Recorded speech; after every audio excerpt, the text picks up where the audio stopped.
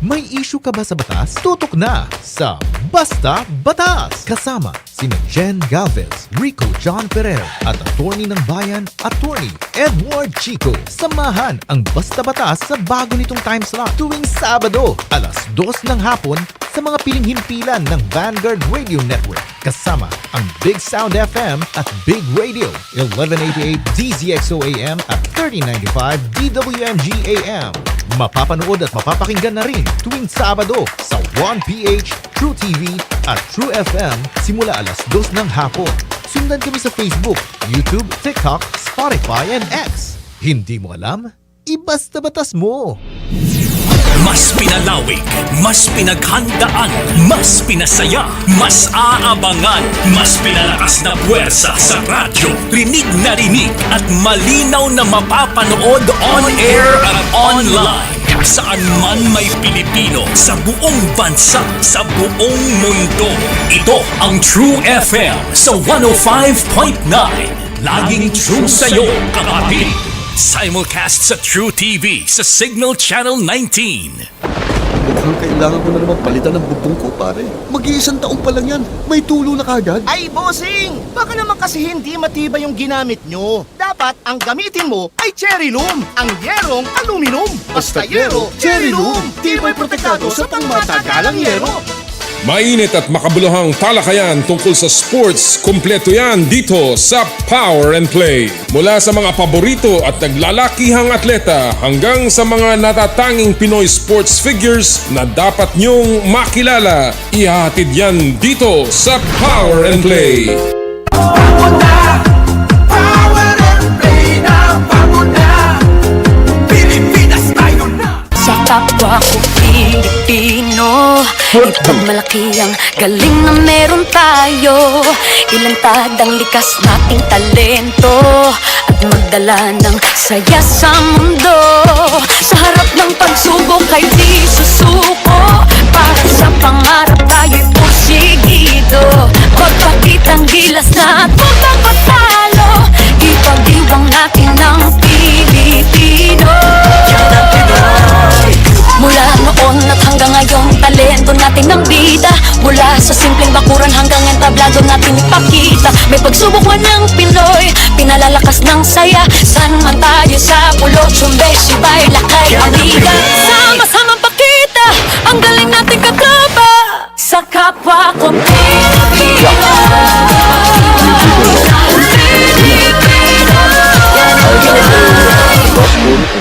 Power and Play was brought to you by have a full college. Cherry Loom, ang yerong may aluminum. Cherry Tigo, love your journey. Photon, empowering the Filipino business. Joyride, ang inyong bagong kasundo. Yes. And N Plus Gold, My tanda regards to him. ng My regards to him. pagmamahal. Halina't makinig, talakayin natin ang You should visit us sometime because we have a new court. Pag-usapan natin, ibida We have a very ang nice hilig ng bawat gymnasium. Pilipino na merong taglay na galing. It's good for even for volleyball. We have some sports teams in high school. When I coach in class, Pilipinas tayo na. we're pushing them. Power and Play na bago na.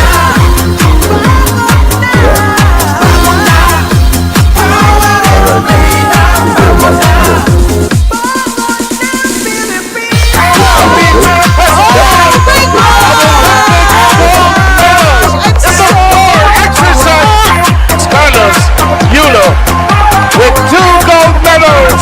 Power and Play with Noli Iyala.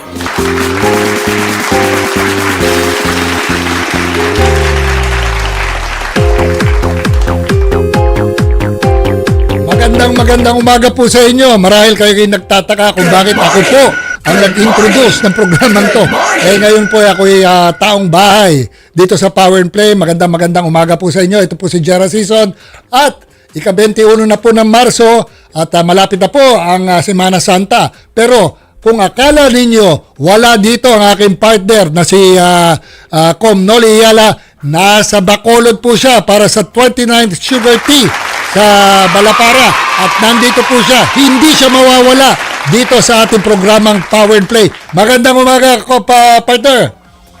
Magandang umaga, Partner Jera. Yun! Mayong aga sa tanan, sa lahat po ng ating mga tagapakinig ng Power and Play at tagapanood po. Tama ho ang aking kaibigan at partner na si Jera, na ako po yung nandito sa Bacolod at lumalahok dito sa 29th Sugar Tea. Alam mo naman, partner, tayo ay kalagkarin.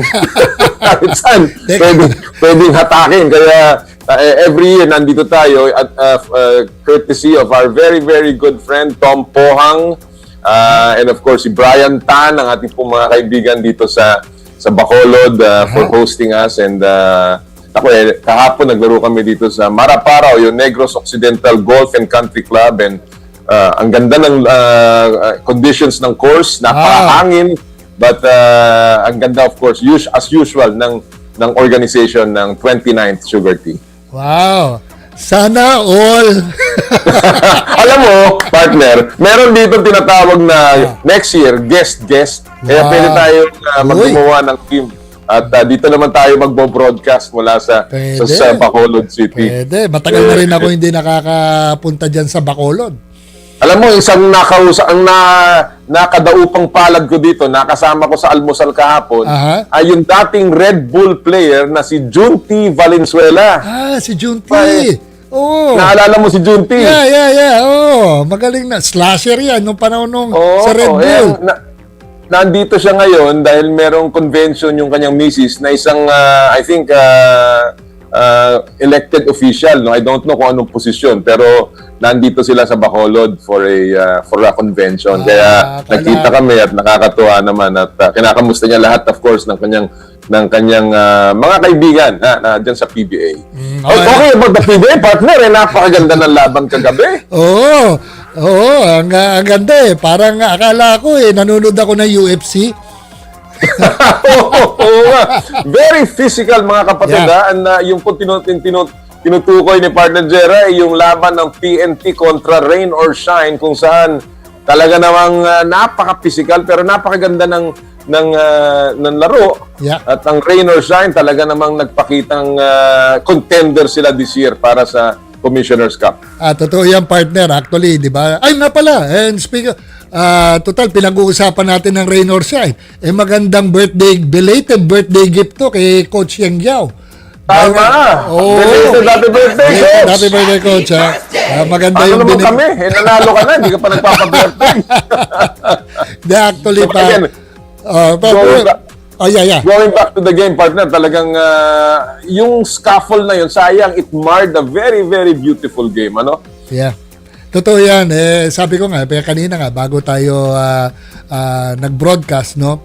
Parang tama rin yung sinabi ni Coach Yang Giao na parang hindi masyado na control ng mga referees yung officiating that resulted to yung medyo nagkabigayan yung dalawang players. Dahil nakita nyo, di ba, kung siguro makikita nyo yung mga nakapanood kagabi or yung maski na pinapanood sa replay sa Facebook, bumagsak na po yung dalawa 'di ba? Dahil nagre-wrestling sila, kala ko nga UFC Pero dapat doon na-call na ng foul yun dahil pareho na silang bumagsak Tama. Naka-entangle Nagkasikuhan na, nagbumaksak na sa sahig, nagkatulakan, pero wala pa rin pito. But again, alam mo, kapuna-puna kahapon. Of course, naglaro rin ng Ginebra yesterday, kaya napakaraming tao. Nanalo po ang Ginebra laban sa Macau Black Knights. Third straight loss ng ating foreign team. But what is very, very obvious is dumami ang tao sapagkat ang laki ng interest sa mga imports. No? Let's talk about, of course, Justin Brownlee, si Jalen Johnson na nakasama doon sa scuffle na yon, and of course yung bol ng TNT. And again, matagal na natin sinasabi pag masarap ang putahe, maraming papasok sa restaurant mo, di ba, partner? Correct. Basta na yung di ba? Well, let's accept it. Siyempre, tayong mga nanonood, gusto natin medyo pisikalan. Hindi yung konting kibot lang, foul agad, di ba? Walang action Pero siyempre, it's very vital also for the referees to control the game. Di ba? Tama. Oo, yun ang kuhan. Yung mga foul ay napakahalaga. Kaya, alam mo, talking about foul, partner, I think it's an appropriate word para i-introduce itong ating unang segment, partner, because medyo somebody is crying foul dito sa ating unang segment. Ang galing na segment mo, partner, ha? Diba? Saktong-sakto. Kasi nabanggit mo yung foul, eh. You know, this is something that pinag-uusapan po ng mga tao. Kaya ating itatampok dito sa una nating segment, mga kapatid. So what's the score?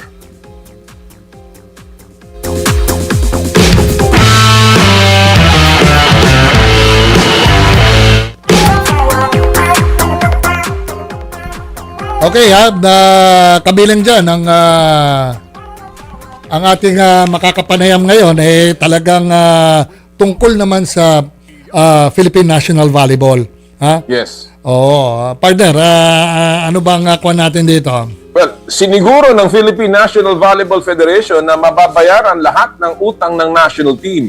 Kabilang dyan, ang sweldo di umano ni Coach Jorge de Brito na napabalitang posibleng idaan sa legal ang issue. Ayon sa mga ulat, sinabi ni PNVF Executive Director Ireneo Bautista na inaayos pa nila ang mga dokumento. Masyado raw maraming gulo sa pinansyal na federation nang mag-take over ang bagong liderato. And again, we're talking about the situation involving our former Alas Pilipinas head coach Jorge de Brito, who has claimed certain unpaid dues coming from the National Volleyball Federation. And we're very fortunate to have with us this morning no other than the man himself, Coach Jorge de Brito. Good morning, Coach. Good morning, Coach. Good morning. Good morning. Thank you very much for the space. And also, we've been to talk a lot of times in the past, but we didn't because you're very busy at that moment, but I'm happy to be here.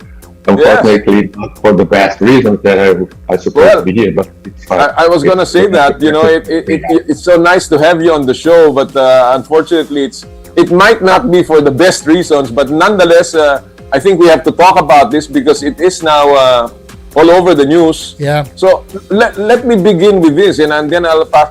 Coach, you are now in an issue situation with the PNVF.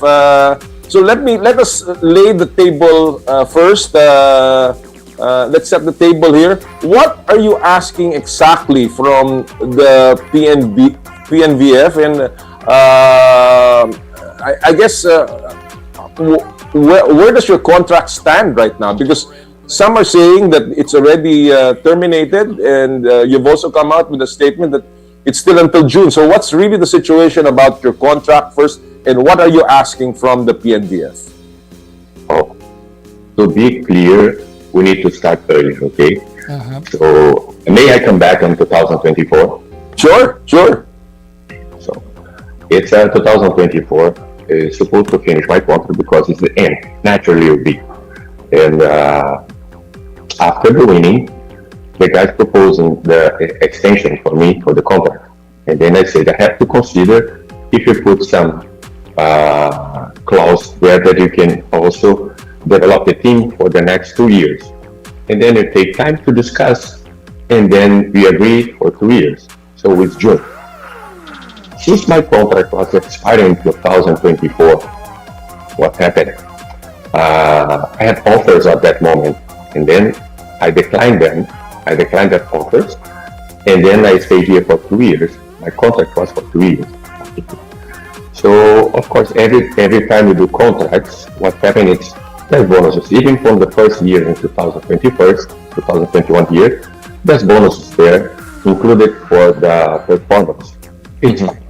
So since we didn't get too much, but this starting in 2024 after consistent lineup and training and performance, and we got this bonus there. And then that's right now they're asking for. But even before asking for the bonuses, what I request for them is a meeting to set up. Because I received in October resigned letter. So they say that they're going to terminate on December. And this is When is this? October of 2025? 2025. Okay. Yeah, October 2025, it's already 7 months before finish the contract. They say that in 2 months that they're gonna be finished. Terminating, okay. And I say it terminated, so it's okay. But I need to sit and talk. This is October. It's 1.5 months before the SEA Games. Then I have to settle down. I have to talk with my players, also talk with my family, and then I come back to talk to them, asking for the meeting so we can set up and make the transition in a nice way. Never happened. So what I'm requesting since that day for the old board and the new board, because they are informed also, let's sit, let's talk, and let's settle down and let's finish this, because it's not even supposed for you guys, for no one away from the federation, me, and the FFB or any other guys involved. So it's supposed to be in the table, but right now everybody knows. So we need to be clear and bring the truth really for the truth for everyone. Okay. All right. Partner, before I pass it on to you. The new administration is saying that this is a problem of the old administration. So let me ask you, who contracted with you? Was it Tatso Sara who contracted with you, or the PNVFI that was a signatory to the contract? Signatory to the contract is the president of PNVF. I never wrote for Tatso Sara. Tatso Sara is the president. If he just passed away in the second day in my contract, I suppose I still keep people working for the national team, for the federation. So I can see there is that I'm working for a person out for the country. In this case, hired by the federation. So it's quite easy to understand. So you were contracting with the federation. Okay, that is very clear. Partner, go ahead. No, I just want to set the record straight. All the bonuses that you've been asking started from when? On 24 CV League until the last competitions. Yeah, it's already 5 wasn't finished. Yeah, but the previous administration during the time of Tatso Sara ended November 21, 2025. So, what was the or were all the documents for your bonuses started to roll? Processing all the bonuses before the change of leadership? Yeah, for sure. They've been informed. They've been through my team manager, because it's team manager from the national team, through me, and then what is usually we do, since we're still working on, we keep the clear conversation. We always have this with the old boarding, and what they say, okay, we're going to pay, but right now I cannot do it now. Okay, but I'm still working here. So that's the case that I know they are received. They are aware that I can and that I have to. And so it's not a problem, because we're going to put this on the records. They know that they have to pay. So that they admit this, they have to pay. They know this. Yeah. Because I was looking at some of the reports.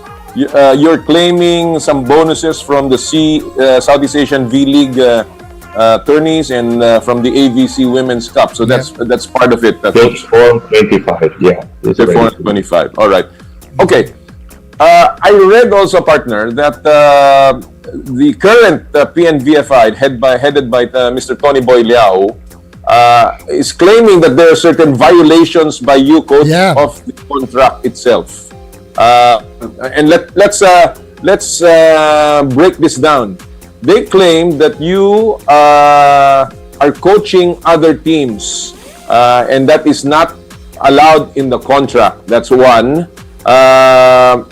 Secondly, that you were not practicing 8 hours a day as required by the contract, and the third one is that they could not cancel your visa only because, or rather the visa was given by the PSC, but they cannot cancel it only because of a request by Capital One, your current team. So can you answer these claims, Coach? First, this claim about you having coached other teams, which is not allowed by your contract.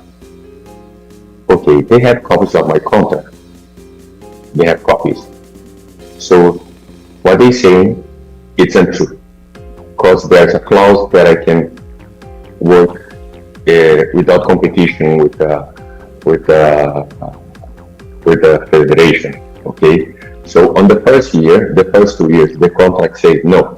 And in the first 2 years, I never did. I never look for a club here to work. The guys offer to federation, ask to them. They come to me and say, I cannot because in my contract say that I can't. If you ask for the federation, if they change the contract, so I can consider even to start to talk with you. I never talk with you. This is the first thing. Okay, it's a kind of thing. I say, if they say no, I'm sorry to say, but I can do it. I can't. So what happened there? Okay, we're going to make this change in the contract because it's good for the federation, good for the volleyball, it's also good for you. It's okay. If you put there in the contract, I consider to talk. I still have to say yes. And then that's what happened. And since then, my contract has this, that I can also do it. Work for another team, there's not in competition with the club. Okay. With the federation, sorry. Okay. All right. What about the second one, that you were not practicing the required number of hours, which they claim is only is a minimum of 8 hours? Yeah, it's so sad to talk about it because for you to practice 6 hours of 8 hours, it's like an office, and this has never happened. But secondly, it's needed that you have the players that the league and the guys never did.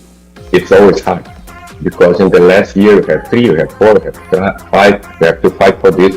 But this is not the case because even this, if you want to talk about hours to work, it's since I'm talking to all the guys here or your audience, I need to explain. To make 2 hours of training, you need to look at videos, you need to prepare, and you don't do this only at the court. You do this outside. So I need to watch our opponents, and also I need to look at my team, see if my training has 2 hours. I have to watch these 2 hours of training to see what going good or not, and to make some replacements. There's something that I have to do. And this is the case that if you're talking about 6 hours, probably I work much more, probably not, for sure. Even to do the achievements, I have to work watching the Thailand, Vietnam, right, Indonesia, and also look at my team play against them. Their teams play against themselves. Their team play against the other guys they played Vietnam, who didn't play. So when you talk about 6 hours, sorry to say, because when I signed this one, I was okay because 6 is not even reached because it's 24/7. I work for the coach. Never will be 6 only. Yeah, probably that. Probably that argument is just dealing with the technical side. But all in this kind of sport, or even in basketball, it's a 24-hour thing. You think, you plan, you scout, you monitor. Yeah. That it's not an 8-hour thing wherein you go and you have this bandy clock and you time in and for 8 hours and then you go out. It's not an office work. But That's right. Another critical thing that I would like to ask Coach is with regards to your working visa. What's the status of your visa right now? That you have some issues with the NSA, with PNVL. Well, the issue come up because of them, not because of me. Because the visa was issued by PSC, so it's fine. Working for the national team. Also, if you look at for the board for the PNVL, they are also in BVL. So it's good for them that they have the coach working both. But if you're gonna push hard for this one, it's I think they have to make something. But the first part, I told to my attorney, let's set up a meeting. And the first meeting I had, not with this board, it was in October, around 20. And then I sent a letter in November 13, trying to fix, because I know that a lot of things coming, because I didn't draft the contract, not me, I signed the contract. So I didn't fix the rules there. So the guys know since the first day, since even before I received the contract in Brazil. So they know. When they offer me to work for another team, they allowed me, they know what comes in. And also they accepted and they allowed me because it was good also for them. So I come out again in December and trying to contact and try to fix. Since not working, I have to send a letter for the new board because all these things will come up. Yeah. But they never talk to me. So after 4 letters, only right now, because the media knows, I think so they're pressured by the media, not because our letters, because they're going to see probably on Tuesday, because I will be there with my attorney. Say, then all the truth will come up. We have to sit down and check what is better for us. Yeah. And of course, I have to tell you that we are preparing for we are waiting for the best, but prepared for the worst. So I don't know. We're gonna work hard here. All right. So basically, the situation is that you will be meeting on Tuesday, Coach. Is that right? Yeah. Okay. So that's where hopefully For the first time since last year. For the first time. Okay. Yeah, you've worked with many of these people in the PNBFI, Mr. Tony Boy, Mr. Ricky Palu, many of them, obviously. What is the saddest part, Coach, of this whole situation for you? All.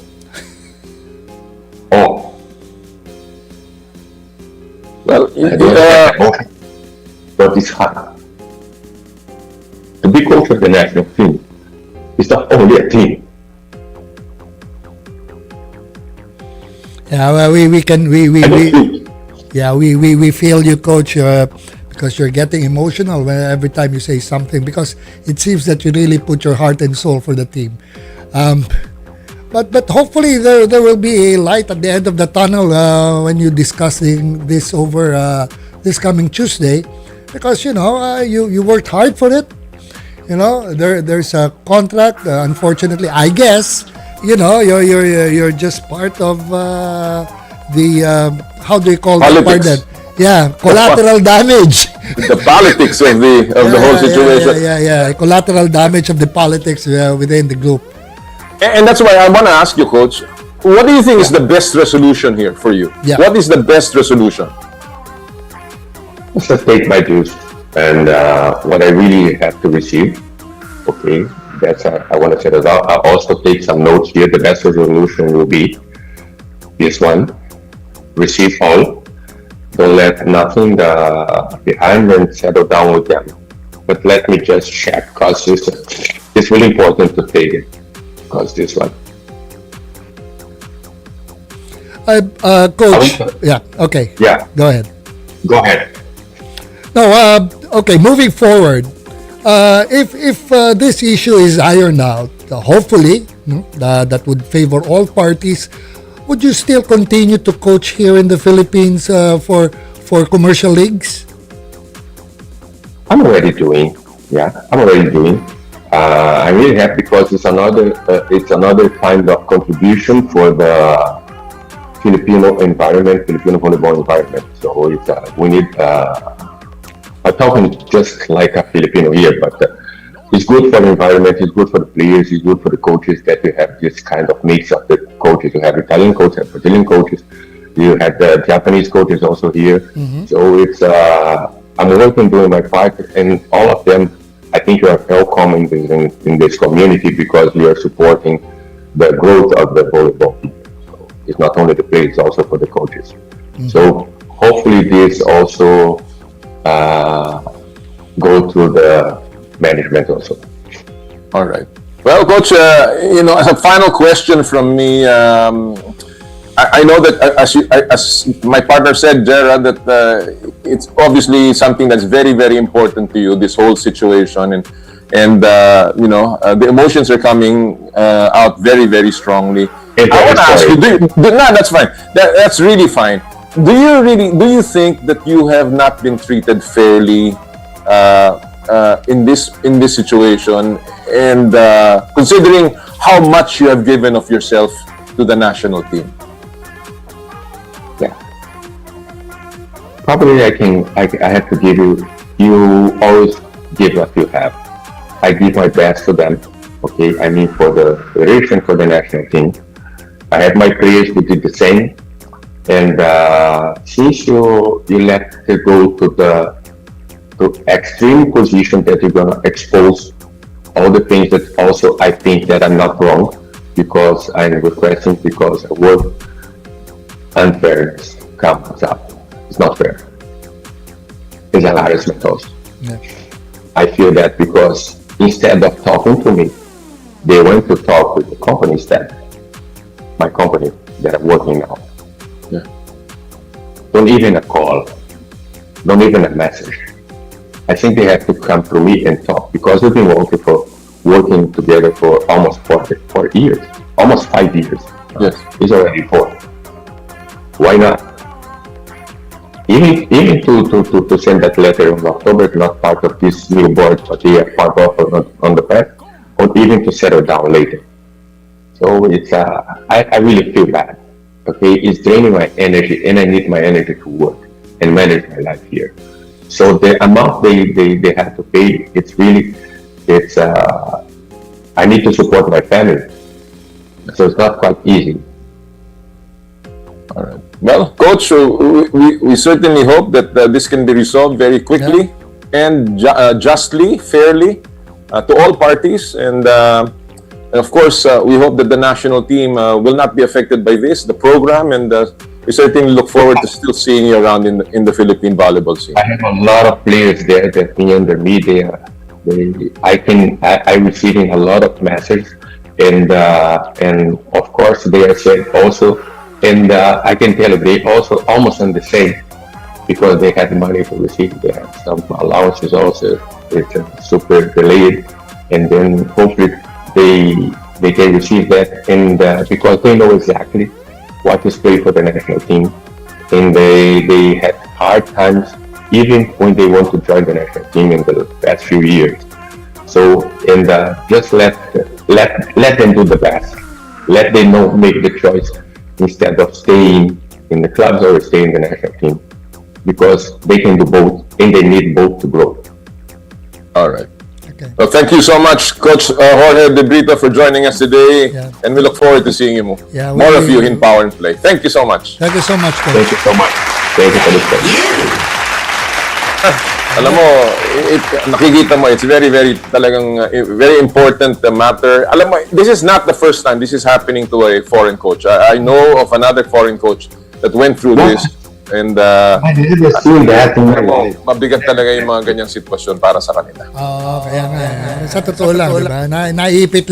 Naipit lang si Coach De Brito. Yun nga yung sabi mo, parang he's getting caught between the politics of two groups eh. And again, that's the sad part, because these people come here as professionals. I think they...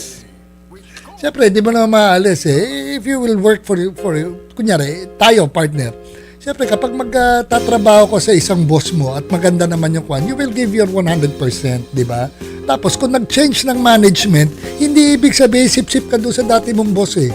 Nagtrabaho ka lang ng tama eh, di ba? Wag mo ibubuntun doon sa taong nagtrabaho dahil he gave his 100% to his previous boss. Parang ganun lang yan eh. Yeah, that's how I see it. Well, sana po maayos. And of course, we were asking for Tony Boy Leal to come on the show as well, but he has not been able to respond. Hopefully, we'll get the side of the PNVF here next week. In the meantime, partner, before we take a break, isa muna pong paalala mula sa ating mga kaibigan sa Smart. The Giga Life app is the latest mobile app from Smart that lets you discover and enjoy your passions with the different Giga promos. It can be downloaded and used by Smart Postpaid, Smart Prepaid, Bro Prepaid, and TNT subscribers via the Apple or Google Play Store. What can the GigaLife app do for me? Check your balance, monitor your current subscription, top up using debit credit card, subscribe to the latest Giga promos, monitor your data consumption, auto-detect your mobile number when you are connected to Smart Network, one-tap subscription to the most popular offer, Giga 99. And of course, Power and Play is powered by Smart. Live more today! Thank you! Sa amin pong pagbabalik ng aking partner, nako, isa na namang kampyon ng aming makakasama. Yun! Ang bagong hirang na gold medalist ng World Cup sa gymnastics, Eldrew Yulo, ang ating pong makakasama sa Power and Play. Hatid sa inyo ng Cherry Loom, Cherry Tigo, Photon, Joyride at ng N Plus Gold. Ang oras po natin, 8:39 ng umaga. This time check is brought to you by Ultima and by M2 Veggie Drink. Drink your gulay. I dare to dream big. To be a voice of my generation. To inspire resilience in the face of roadblocks. And in sharing my stories, I let others share in my passion.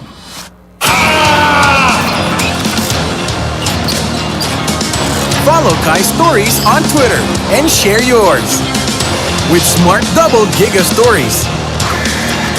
Share 2 times the passion with 2 gigabytes for Twitter and more. Guaranteed every day, plus data for all sites. Simple, smart ako.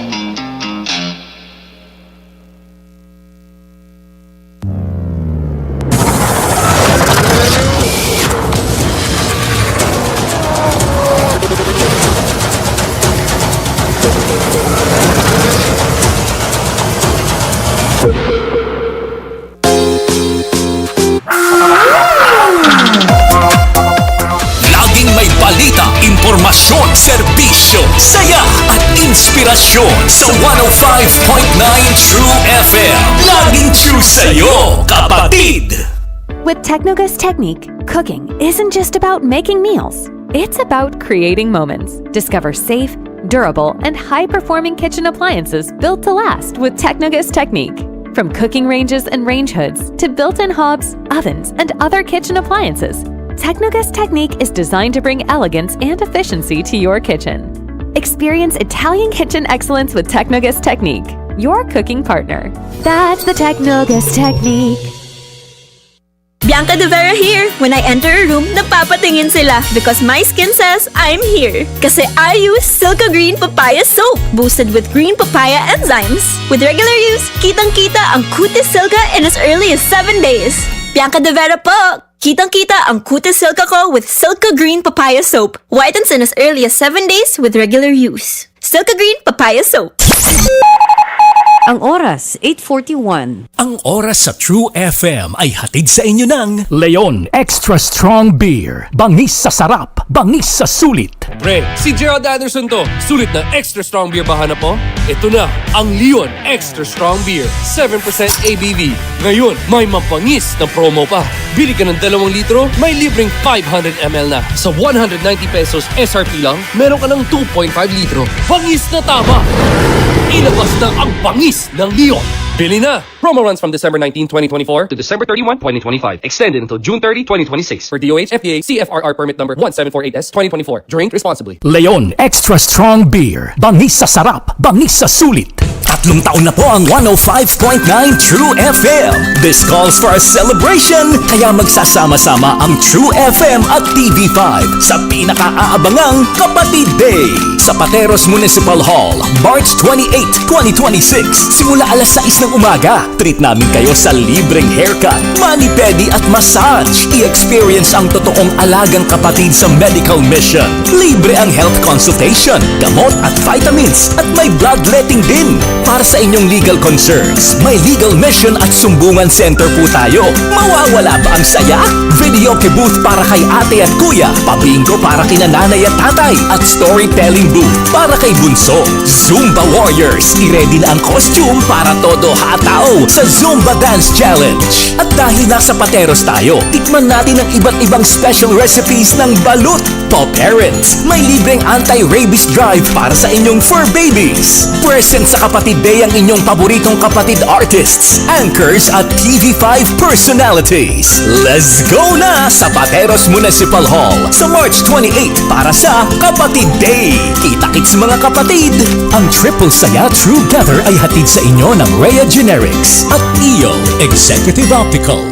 Bianca De Vera here. When I enter a room, napapatingin sila because my skin says I'm here. Kasi I use Silka Green Papaya Soap, boosted with green papaya enzymes. With regular use, kitang-kita ang Cutis Silka in as early as 7 days. Bianca De Vera po! Kitang-kita ang Cutis Silka ko with Silka Green Papaya Soap. Whitens in as early as 7 days with regular use. Silka Green Papaya Soap. Sumisipa agad ang Year of the Horse para sa ating kapatid na si Zarina Guevara, aka DJ Chacha. Pinarangalan si DJ Chacha bilang Radio Broadcaster of the Year sa 11th Platinum Stallion National Media Awards ng Trinity University of Asia. Deserve mo ito! Congratulations, kapatid! Pre, si Gerald Anderson to. Sulit na extra strong beer ba hanap mo? Ito na, ang Leon Extra Strong Beer. 7% ABV. Ngayon, may mampangis na promo pa.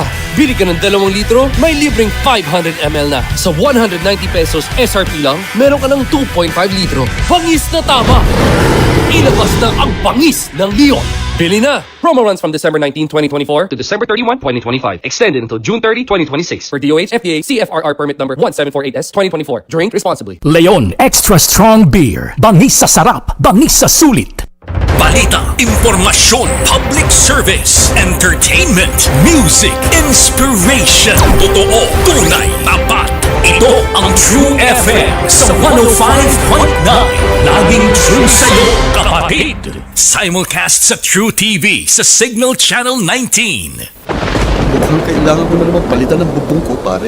Mag-iisang taong pa lang yan. May tulo na kagad. Ay, bossing! Baka naman kasi hindi matibay yung ginamit nyo. Dapat ang gamitin mo ay Cherry Loom, ang yerong aluminum. Basta yero, Cherry Loom. Tibay protektado sa pangmatagalang yero.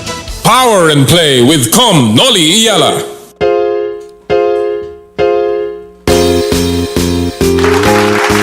Okay, nagbabalik na naman po ang Power and Play. Kasama po natin via satellite ang aking partner na si Noli Iyala. Partner! Via satellite. Live, via satellite. Di ba, ganun eh, via satellite. Ay, nako. Oh, binabati natin lahat po ng mga tiga-Bacolod, ha? Yes! Haka sa Silay, dito po sa mga karaming po, sa Victorias, dito po sa Negros. Kamusta po kayo? Maayong aga sa tanan, sa lahat po ng ating mga suki dito po sa Negros Occidental. Ikaw? Dito naman sa Hilaga, maabig ya kabwasan at sikay namin. Dito ang Pangasinan, lalong-lalo na sa aking hometown sa Lingayen, Pangasinan. At pala partner, bago ko makalimutan, last Monday kasi nagkaroon ng malaking golf tournament ang alumni ng UST. Kasama doon yung kapatid mo, si Doc. Medicine. Laban-laban niya. That was the 8th Rector's Cup. Laban-laban niya ng medicine, engineering, arts and letters, architecture lahat, pharmacy. At merong isa akong nakitang grupo doon. Dahil hindi sila college, pero UST High School. Kaya sabi nila, tawagin nyo kaming UST College of UST High School. Nakasama sila. Dahil hindi sila college eh. Kaya, pero kasali sila, College of UST High School. And I'd like to greet Nelson Obash, Johnny Ascanio, and Alvin Dizon ng UST High School. Mababait na mga nakilala ko at mababait na magagaling na golfers. At congratulations of course sa UST na another very successful golf tournament. Sabi nga sa akin ng aking kapatid, napaka ganda daw ng nangyari dun sa tournament ninyo. And talking about tournaments, partner, ako naman gusto kong pasalamatan si PSC Commissioner Ed Haico na nagpunta. Siya po ang dumalo bilang guest of honor namin doon po sa opening ng Prisaa Region 4 games. Doon po ginanap sa aming eskwelahan sa San Pablo Colleges, kung saan kami po ay nag-inaugurate ng aming bagong gymnasium na ngayon ay the first fully air-conditioned gymnasium sa aming pong lungsod sa San Pablo. At kami po ay nagpapasalamat kay Commissioner Ed Haico for gracing the event. Pasensya na, hindi ako nakarating dyan. And of course, salamat din kay Chairman Pato Gregorio na siya nag-ayos nung pagbisita ni Commissioner Haico sa amin pong opening ng Prisaa. Congratulations sa lahat po din ng mga lumahok dyan sa Prisaa Region 4 championships, no? Alright, partner, bago tayo magpatuloy at bago natin ipasok ang ating susunod na bisita, syempre tuloy-tuloy po ang pamimigay ng premyo dito sa Power and Play sa pamamagitan ng Joyride Super App Top Up Promo, kung saan pwede po kayo manalo ng 1,000 pesos JR Pay wallet credits muna sa Joyride Super App. Napakadali po para sumali. Download lamang yung latest version ng Joyride Super App. Kuhanan ng screenshot ang app's home screen. Ipadala nyo po yung screenshot kasama ng inyong pangalan at registered mobile number sa FB page ng Power and Play via PM. At kami po ay may pipili ng 5 mananalo ng 1,000 pesos JR Pay wallet credits na inyong magagamit para sa Joyride Delivery, Joyride Motorcycle Taxi, Joyride Taxi Cab, Joyride Car, at ang Joyride Super Taxi Airport Edition. Yan po mula sa Joyride Super App. And of course, partner, meron din tayong patuloy na pamimigay na nagsimula last week. Mula naman sa ating mga kaibigan, si Jojo at Zunito Tamase ng M2 Veggie Drink. Partner, paano ba sumali dyan? Kaya nga, so sidestep naman tayo sa pinakabago nating handog sa inyo tuwing Sabado, ang tinatawag na This or That. Ang This or That ay hatid ng ating bagong kapartner dito, ang M2 Veggie Drink. Drink your gulay, mag M2 Veggie Drink na. Mga kapatid, linggo-linggo ay meron tayong maswerteng winner ng M2 Veggie Drinks. Paano nyo makukuha? Ay, naku, madali lang yan. Kada Lunes, magpo-post kami ng official Facebook page ng Power and Play ng This or That question para sa ating weekly sports celebrity. May 5 This or That questions lang at hulaan nyo kung ano ang magiging sagot ng ating guest. Ang may pinakamaraming tamang sagot at ang mauunang makapag-post ng kanyang sagot sa aming post ang siyang tatanghaling winner. Ang ating sports royalty ngayong linggo ay si Gilas Pilipinas prospect Elizabeth Means na may nakapanayam natin dito sa Power and Play na nakarang linggo tungkol sa kanyang naturalization bid. Oo. Last week, yan po si Elizabeth Means. Of course, siya ang ating magiging this or that celebrity. At hulaan nyo doon sa mga paksa na kanyang pipiliin kung ano po ang kanyang mga choices. Napakasimple lamang yan. And then, i-post lang po niya sa aming FB page. Last week, partner, si Diego Dario. Ang unang-una nating naging celebrity, sports celebrity na hininga natin ang kanyang mga this or that choices. No? Kaya mamaya ating i-announce at the end of the show kung sino ang nakakuha ng pinakamaraming choices ni Diego Dario at yung unang nag-post sa ating FB page. Yun.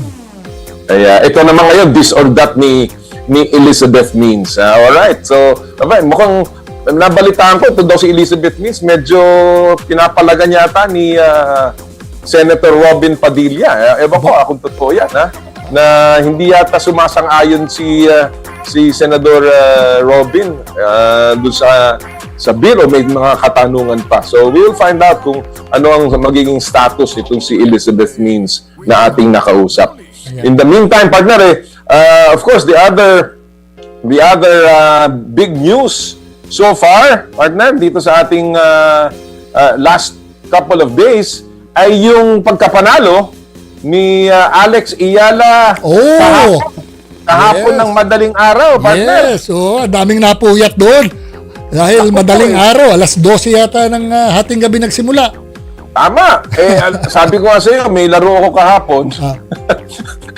Pero natulog ako ng 3:30 ng umaga para lang subaybayan ang ating... yung first set, napakahaba nung laban ng first set eh. Ay, nako. Actually, lumamang si Alex, mga kapatid, 3-0. Lumamang na kagad nung first set laban kay Laura... anong pangalan nito? Si Laura Sigmund. Diba? Sigmund. Parang ganon yung pangalan niya. Yan. Kunin natin yung tunay na pa. Yan. Sigmund. Yan. Alam mo, sabi ko 3-0. Sige, tutulog muna. Idlip ako. Sabi ko kasi may laro pa ako. Abay, pambihira. Nung nalingap ako dikit na yung laro, yung laban at nag-tiebreak kung saan nanalo yung German na nakalaban ni Alex. And alam mo, may konti pang controversy dahil itong si Laura Sigmund, reklamador. At saka, alam mo, parang halatang-halata ako na she was delaying the match dahil parang she's 38 years old, 18 years older than Alex. At siyempre, obviously, trying to buy her time, no, partner? Kasi alam naman natin na kailangan magpahinga She was doing everything para magkaroon ng konting delay. At the same time, nagre-reklamo si Alex daw yung mabagal. The funny thing there, partner, sabi mo nga 38 years old siya, di ba? Matagal na yan, veterana na. Yung mga tanong niya parang bagito. Pwede ba to? Tama ba yung ginagawa niya?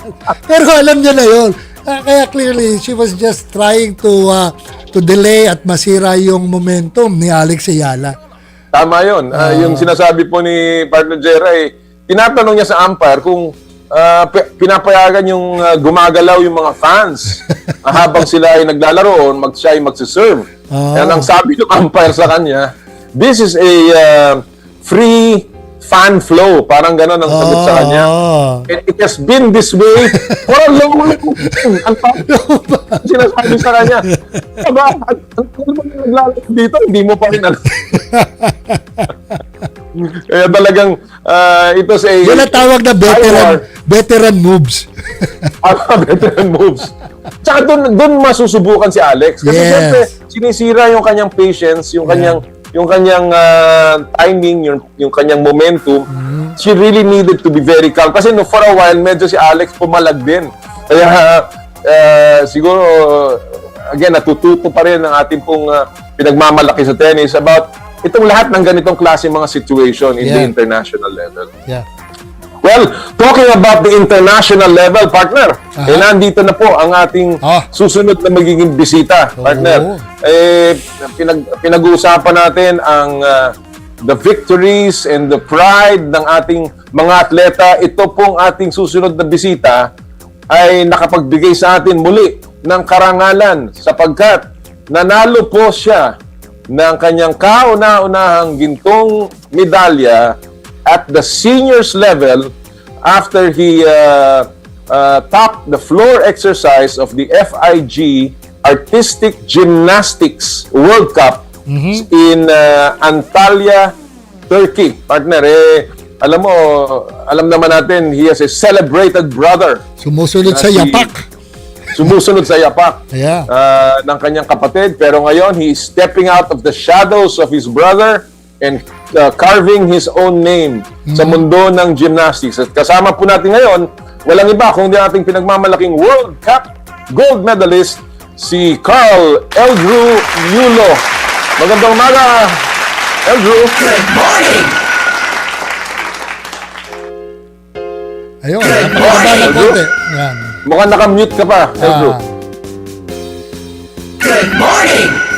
Tingnan natin kung ma-unmute ni Eldrew yung kanyang nakikita ko na siya sa feed pero pero doon sa kalahati mo kala mo kapatid niya rin Hindi, actually, hawig niya ang kanyang kapatid na two-time Olympic champion na si Carlos Yulo. Eldrew? Ayan. Yun, unmute mo muna, unmute. Yan. Good morning po. Yun, sa bakas. Magandang umaga.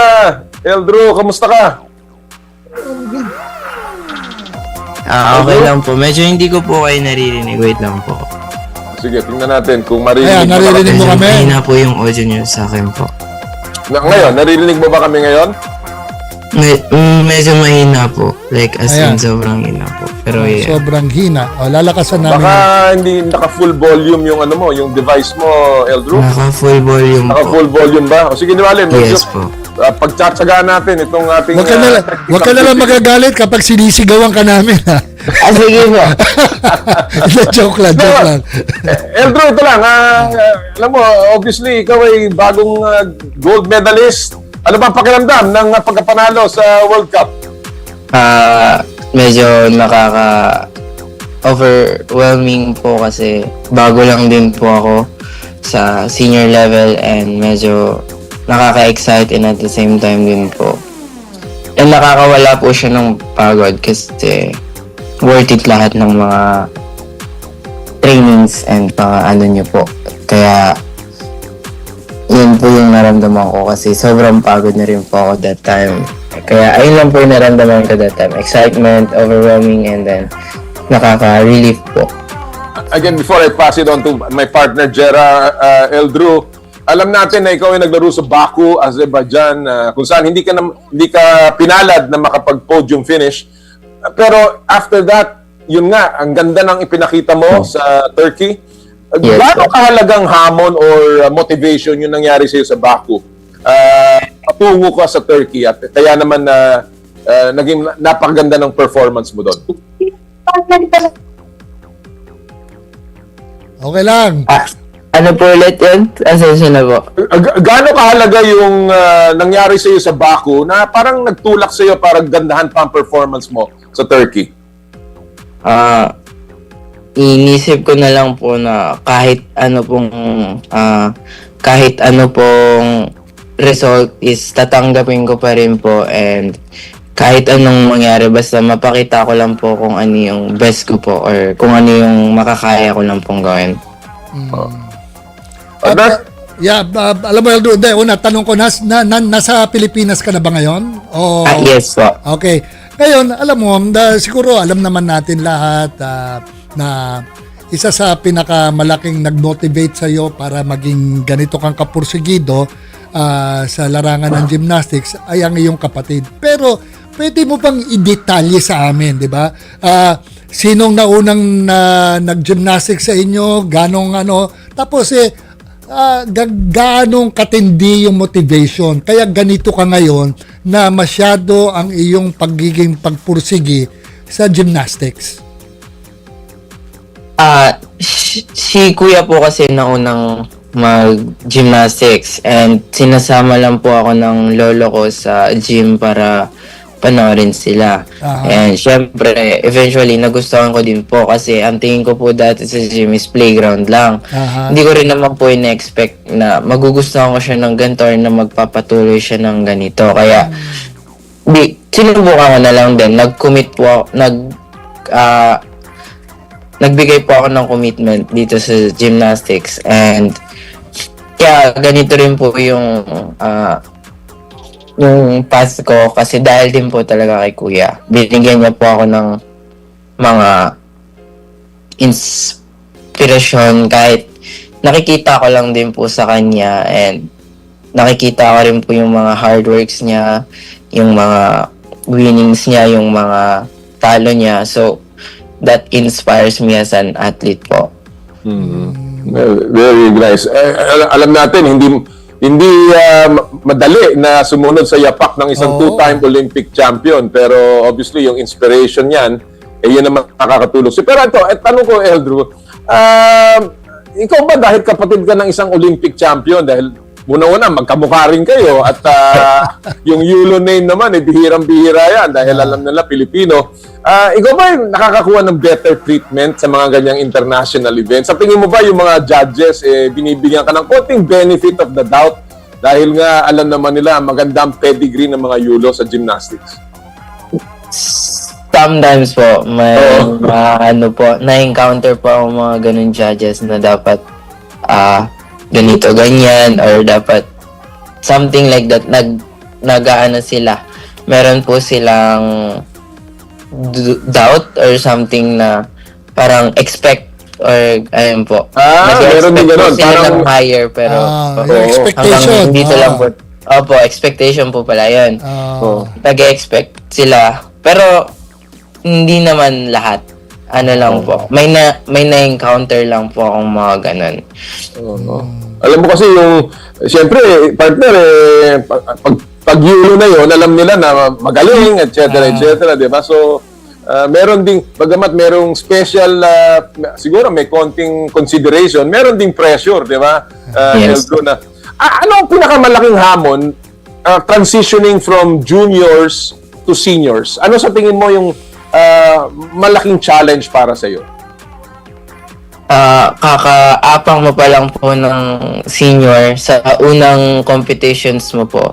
May mga Olympians ka na pong nakakasabay or nakakalaban. Tulad po nung sa Antalya po, yung third placer po dun.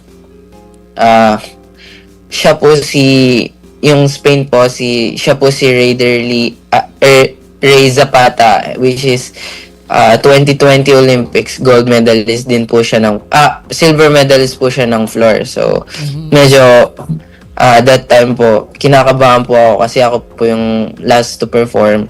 Kaya medyo inaano po ako, like, kabang-kaba po, like, as in yung dibdib ko po parang sumisikip. Ay, sobrang kaba po kasi makakalaban ko na rin po yung Olympian na dati ko lang pong pinapanood. Speaking of which, katulad na sabi mo, no, ngayon, umakyat ka na sa seniors. Definitely, yung mga nakakalaban mo dyan ay nakalaban na ng kapatid mo. At either laging maganda ang karanasan nila sa bawat isa yung naglaban sila, either magkaibigan or may sama ng loob. How are they treating you? Kanyari, first encounter, ikaw pala yung kapatid ni Kaloy. So, were they friendly or medyo may dinuduro ka? Ano ba? Ay, ano po, they were friendly po. Like, sobra po. Like, sobrang ano po nila tawag dito, humble and down to earth. Parang wala kang makikitang kaano po doon na parang galit or something. Like, sports to athlete to athlete, kailangan pa rin po talaga ng sportsmanship.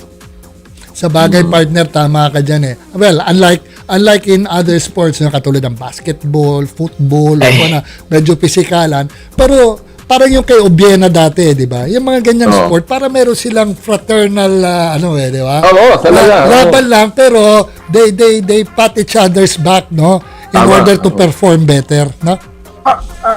Talking about performing better, partner, Eldrew, nabasa ko na ikaw ay may konting kapansanan sa paa when you entered the competition. Totoo ba yun? And anong ginawa mo? Paano mo na-overcome yung pain ng kung totoo mang may injury ka? Actually po, kumikirot na po siya, like, as in every time na I'll just run or tatalon, medyo sumisikip po siya or medyo kumikirot na sumasakit din po. Saan banda? Both my feet po, bale. Both of my ankle po. Wow. Pero kaya ko lang naman po siya na-overcome yung pain. Kasi no choice na po ako. And nandun na rin po ako. Why not ilaban ko na lang? And mag-play safe ako. Since kabisado ko rin naman yung mga routines ko, yung body posture ko. So why not mag-play safe na lang? Kaya while I'm performing, hindi naman siya masyadong sumasakit. Mas hindi ko na lang iniisip yung sakit. Mas iniisip ko na mag-focus na lang sa mga landings, kung paano ko ma-execute ng maayos yung routine. Kaya nalilesen yung pain kapag hindi ko napapansin. Kasi kahit nung nasa podium training pa lang po ako, parang kahit hindi ko siya pansinin, sumasakit talaga siya. Parang ganun po. Pero hindi ko lang alam kung bakit hindi siya masyadong sumasakit na sa routine po. Adrenaline na lang siguro yun. Talagang, buhos ng adrenaline. Siguro po. Tumatakbo sa katawan mo. Ito partner, gusto ko lang tanong kasi habang pinapanood ko yung routine ni Eldrew dito, hindi ko I cannot help but remember yung routine ni Kaloy sa Olympics, no? Very parang shades of the routine sa Olympics. Ikaw ba, Eldrew, itong routine mo tinuruan ka o binigyan ka ng tip ng kuya mo? Paano ba nakatulong sa iyo in the actual performance mo? Meron ba siyang sinabi sa iyo?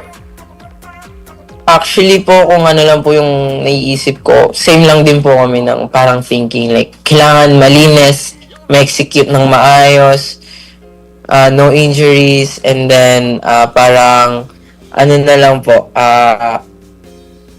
safe na lang po. Or enjoyment. Mas mahalaga po yung enjoyment sa amin kaysa sa medals po, for me. Actually, kasi bago po talaga ako lumalaban na sinasabi, enjoy mo lang, huwag ka masyadong ma-pressure. First time mo parang naman, kailangan mong i-enjoy lahat ng competitions mo. Ayun yung mas mahalaga kaysa sa magka-medal ka. And may natutunan ka. Actually, partner, pagka pinapanood ko yung mga floor exercises ni Eldrew, mas lalo na kapag naka-zoom out, parang dead ringer, doppelganger, photocopy ng kapatid niya. Pero sa physical aspects, no, katawan, sa muscularity, sa height, is there may laking difference ba sa inyong dalawa? O kapag magkadikit kayo, kambal na kambal sa exact size? Yes, sir. There is a difference po. Ano nga? Yung katawan po ni Kuya, sobrang buff to the point na para siyang bodybuilder. Pero medyo mas maliit po siya ng onti sa akin. Parang hanggang here lang po. Hindi naman ganun kalaki yung difference. Pero ako po, medyo skinny fat, parang ganun. Skinny fat na may muscle pa din po, or may abs, parang ganun. Wow. Well, alam mo, ngayon na ikaw ay nasa senior level na, obviously, kayo hindi malayong magkakatapat kayo ng kuya mo, Eldrew, no? Dahil siyempre, wala namang weight division dito Talagang kumbaga floor exercise kayo maglalaban, o di kaya sa horizontal bar o sa vault, no? Actually po, may competition po dapat kaming dalawa ang magko-compete po. Which is, dapat po, tutuloy po siya sa Antalya. Nung nag-gold po ako. Tapos sa Doha, Qatar po. Kaso, due to, alam mo naman po kung bakit nakawalan ng sawar, parang ganun. Nag-cancel na lang po sila ng flights and then ng competitions po. Kaya, so, handa ka na ba doon? Handa ka na bang makatapat ang kuya mo, Eldrew? Just actually, in case po, magkita kayo sa competition? I'm more on excited na maging ka-teammate ko siya rather than being like magkalaban or rival, something like that. I'm more excited than in being teammates po with him. Wow. That is going to be a scene, no, partner, na makita natin dalawang Yulo teammates, and yet they're both up in the podium. Siyempre, hindi mo pwedeng dalawang gold, baka gold and silver, kung sino man ang nasa ibabaw, but that will be something for the Philippines. And for the best record. We're looking. Yes. So, Eldrew, what's next for you? Ano susunod na mga competition mo? World Cup po ulit. Leg 5 na po to leg 6 ng World Cup. Kailan yun? Aalis na po kami this 30 to Egypt po. To Cairo, Egypt, and then after that week to Croatia na po, and then that's the last na po. Hindi ka ba natatakot? Babiyahe ka sa gera? Medyo Middle East pa rin ng Egypt wala po yung choice I mean, for experience din po. Well, Eldrew, talaga nakakatuwa. It's nice to see you winning at that level. Batang-bata ka pa, 18 years old, and marami ka pang mararating, but already making a name for yourself, and carrying the Yulo name na talaga namang kilala sa gymnastics. Sana magpatuloy ang iyong magandang performance at ang iyong swerte. And of course, dahil napakabait niyong magkakapatid, sana magpatuloy kayong magsamahan at maging mabuti kayong teammates together. Congratulations, Eldrew. Thank you din po ulit for having me here ulit. I guess I'll see you soon po ulit. I'll see you soon and we hope to have you back on the show. Maraming salamat. Thank you. Thank you po. Partner, isipin mo, 2 Yulo, no? Ang hira, that will be some scene, ha? Ang ganda nun. Ganda nun. Magiging talaga, for the books talaga yun. Biro mo, 2. For the books yan, no? And alam mo, hindi malayo yun sapagkat nakikita na natin yung shades ni yung Kaloy Yulo kay Eldrew. Talagang, it's almost identical yung kung paano sila gumalaw, no? Kaya di ba, napatanong nga ako kanina parang nanonood lang, parang kapag malayo, hindi mo alam kung sino yung dalawa. Halos, sabi nga niya, mas buff daw yung kanyang kuya, pero alam mo, bata pa to I'm sure. In a few years, kasing laki na ng katawan ni Kaloy itong si Eldrew. Kaya again, mga kapatid, sana pagdasal po natin ang ating mga atleta, ito si Eldrew Yulo, si Kaloy, as they move forward at magbigay ng karangalan sa ating bansa. Alright, well, partner, let's, bago tayo mag-break, isa muna pong pagsilip sa mga viral videos at pop culture sa mundo ng palakasan sa Stop and Pop.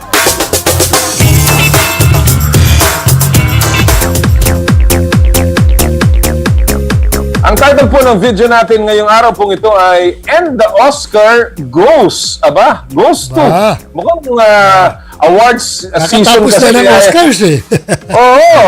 Ito po throwback tayo sa 2015. Viral ang video na ito ng award-winning actor na si Michael B. Jordan kung saan, sinalubong talaga niya ang suntok at knockout. Ginawa niya yan para sa pelikulang Creed. Kaya kung tingin nyo, parang totoo ang suntok sa kanya ng boksingero sa pelikula ay totoo nga, mga kapatid.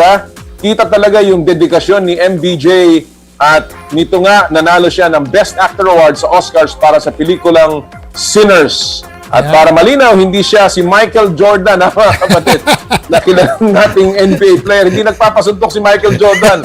Ito po, si Michael B. Jordan. Magkamag-anak kaya? Maybe siya para maiba. At yan din po ang ating Stop and Pop. Ay, nako. Alright, when we come back, mga kapatid, ang ating po makakasama, the Greg Slaughter will be in the house at ang ating pong victorious Filipinas na pumasok na muli sa World Cup ng football. Dito po, sa Power and Play. Hatid sa inyo ng Cherry Loom, Cherry Tigo, Photon, Joyride at ng N Plus Gold. Ang oras po natin, 9:15 ng umaga. This time check is brought to you by Ultima and M2 Veggie Drink. Drink your gulay. I dare to dream big. To be a voice of my generation. To inspire resilience in the face of roadblocks. And in sharing my stories, I let others share in my passion.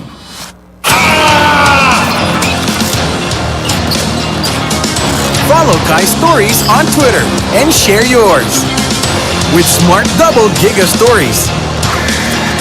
Share 2 times the passion with 2 gigabytes for Twitter and more. Guaranteed every day. Plus data for all sites. Simple. Smart ako.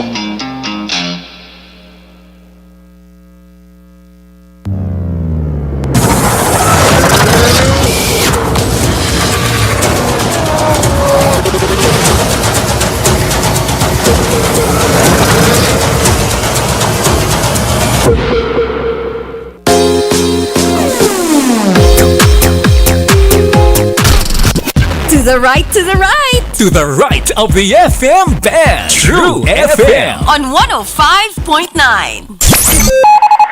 Ang oras, 9:17. Ang oras sa True FM ay hatid sa inyo ng Fujidenso Home and Commercial Appliances, where you get reliable, durable, and energy-saving products. Upgrade your home, upgrade your business with Fujidenso.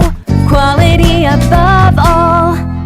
Kapag Kapatid, 3 taon na ang 105.9 True FM. Kaya i-celebrate natin ang 3 years ng balita, serbisyo, musika, saya at inspirasyon. Triple Saya Together, kapatid! March 28, 2026 sa Pateros Municipal Hall. Super celebration ito dahil join tayo sa Kapatid Day 2026. Kasama ang TV5 Kapatids. Para looking good, libre ang gupit, mani-pedi at massage. Para di hungry, may palugaw at street food. Para healthy, free ang medical consultation, meds at vitamins at may bloodletting pa. Para sa legal advice, may free legal consultation din. Para happy, maki-storytelling, videoke, bingo bonanza, zumba at balut recipe battle. Calling all paw parents, isama ang inyong fur babies para sa ating anti-rabies drive. At para lalo kaming mapalapit sa inyo, ilo-launch na ang 105.9 True FM website. Tara kapatid! Sama-sama tayo sa Triple Saya Together, kapatid! Dahil 3 taon na ang 105.9 True FM. 3 taon ng True Sa'yo, kapatid! Ang Triple Saya Together ay hatid sa inyo ng Rhea Generics at EO Executive Optical. Celebrate the lives of your fallen family heroes at Tahanan ng Alaala in Himlayang, Pilipino.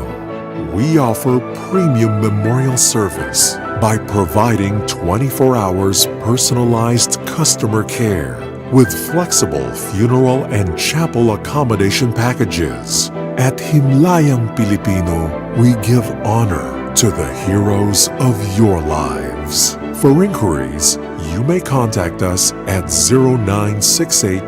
0968-896-4850 or 0917-713-5034 or visit us at www.himlayangpilipino.org. Himlayang Pilipino. Ang patok na radio drama ni Lourdes de Vera may libro na. Sana Lourdes, mga piling kwento mula sa hit drama ng True FM. Mababasa nyo na ang mga kwento na hango sa radio drama ng Sana Lourdes sa kakaibang librong ito. 20 kwento tungkol sa buhay, pagsubok at pag-ibig na pinili mismo ni Lourdes para sa inyo. Sana Lourdes, mga piling kwento mula sa hit drama ng True FM. Grab a copy na sa National Bookstore at Anvil Publishing Online. Handog sa inyo ng 105.9 True FM at Anvil Publishing dahil 3 taon na po ang Sana Lourdes at ang 105.9 True FM. Laging true sa'yo, kapatid! Panahon na ng pagiging true. Broadcasting on 105.9 Mega Manila, 106.7 Davao, 101.9 Cebu, and 101.5 Cagayan de Oro. True news, information, public service, entertainment, and inspiration. Kami ang True FM. Laging true sa'yo, kapatid! Simulcast on True TV, on Signal Channel 19, and on TrueNetwork.ph. Mukhang kailangan ko na naman palitan ng bubong ko, pare. Mag-iisang taon pa lang yan. May tulo na kagad. Ay, bossing! Baka naman kasi hindi matibay yung ginamit nyo. Dapat ang gamitin mo ay Cherry Loom, ang yerong aluminum. Basta yero, Cherry Loom. Tibay protektado sa pangmatagalang yero. Power and Play with Com Noli Iyala. Okay, nagbabalik na naman po ang Power and Play. Kasama natin ang aking partner, kaibigan, golf buddy na si Com Noli Iyala. Partner! Good morning! Ay!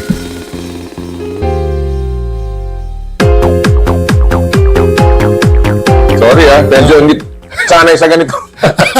Okay lang. Maraming salamat. And of course, bago natin ipasok ang ating susunod na guest, kailangan natin magpasalamat sa ating mga sponsors, mga kaibigan po natin patuloy na nagtataguyod po ng Power and Play. Unahin ko na po, of course, ang Cherry Loom, ang yerong may aluminum sa ganitong pabago-bago ang panahon, mga kapatid. Ngayon, umiinit na ulit. Minsan umuulan, kailangan nating matibay at protektadong bubong. Dapat ang bubong ay yerong may aluminum. Kapag may aluminum chuck na pang matagalan at isa lang, alam kong dekalidad na yerong may aluminum, yan ang Cherry Loom, tibay protektado sa pang matagalang yero, Cherry Loom. ang yerong may aluminum. Thank you! Mileage Asia Corporation, roofing the nation with Cherry Loom, galvanizing the industry with super brand GI sheets.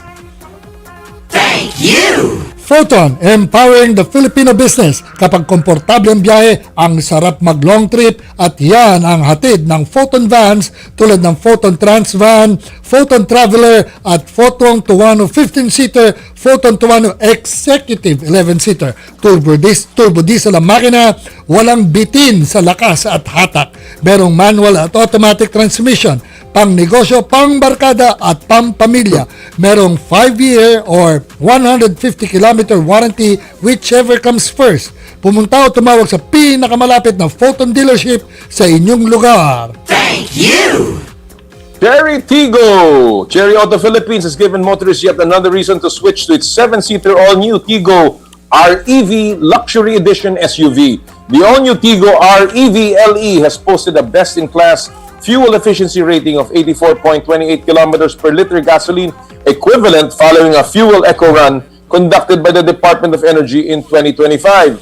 According to the DOE test results, the Tigo REV LE topped its class among vehicles evaluated across plug-in hybrid, diesel, and gasoline categories. The Tigo REV LE has a 1.5-liter turbocharged engine. It offers a combined electric and hybrid driving range of up to 1,400 kilometers on a full tank and charge.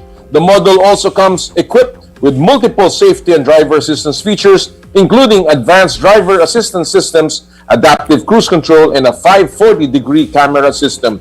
Own a 7-seater Cherry Tigo REV LE starting at 1,548,000 pesos. Visit your nearest Cherry Auto Philippines dealership and book a test drive today. Thank you!